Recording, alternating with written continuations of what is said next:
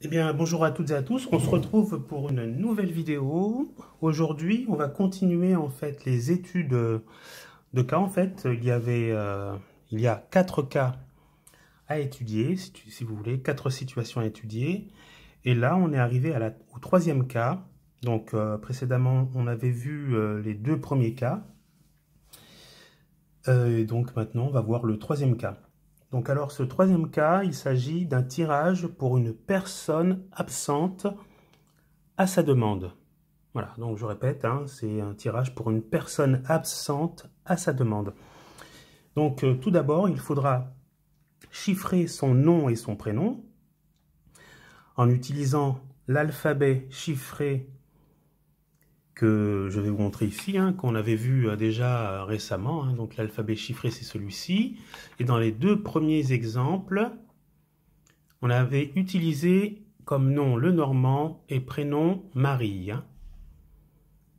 Voilà, donc alors on était arrivé au résultat, après réduction bien sûr, on était arrivé à un résultat de 16. Hein. C'est ce qu'on avait trouvé en faisant la réduction de ce nom et de ce prénom. Donc à 16, il faudra bien entendu ajouter le jour du tirage. Donc c'est ça la différence hein, qu'il y a par rapport aux 2 autres cas, c'est que là on va rajouter le jour auquel on aura réalisé ce tirage. Donc là, je vous donne un exemple. Hein, on prendra hein, en compte hein, le jour du dimanche. Donc, si vous réalisez ce tirage un dimanche, donc vous allez devoir vous référer à une autre feuille, bien sûr, qui est celle-ci. Vous avez répertorié tous les jours de la semaine. Donc, vous regardez, vous observez. Hein. Lundi, vous avez la valeur de 52. Mardi, vous avez la valeur de 54. Mercredi, vous avez la valeur de 102. Jeudi, vous avez la valeur de 31. Vendredi, vous avez la valeur de 68. Samedi, la valeur de 45. Et dimanche, la valeur de 106. Bien entendu, c'est cette valeur-là qu'on va prendre en compte. Vous avez bien entendu aussi les planètes. Hein, les différentes planètes, hein, Lune, Mars, Mercure, Jupiter, Vénus, Saturne, qui ont aussi une valeur. Alors nous, on va prendre en compte cette valeur-là de dimanche, hein, de 106. Donc on va bien sûr réduire hein, le nombre 106 en faisant l'addition de 1 plus 0 plus 6, qui va nous donner le chiffre 7. En deuxième étape, il faudra tenir compte de la question de la personne qui est absente. Voilà.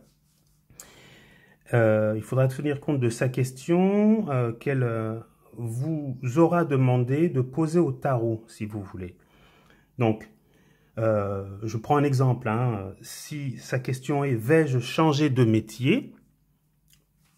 Donc, il faudra vous référer au tableau suivant. Donc, je vais vous montrer le tableau suivant. Donc là, il faudra prendre en compte hein, ces 3 tableaux. Hein, vous en aurez besoin. Donc voilà, je vous le montre.